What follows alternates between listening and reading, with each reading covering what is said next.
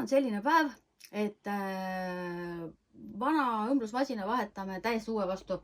Et meil on see uus ühe korra juba olnud, aga oleme ära müünud ja nüüd on jälle uus, et vaadake masinliikmine.ee.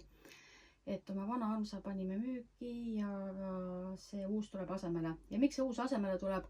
No ta lihtsalt, tal on, öeldakse küll, et oi, ilupisteid on palju, aga näed, on vaja mitmeid ilupisteid ja näed, siin on see spetsiaalne aluspesupiste, mis seda kummi hästi hoiab. Aga ma tahan öelda, et aluspesu kummi õmblusega võib nihu ka minna, kui ikka ei näe hästi ja ei õmble nii täpselt.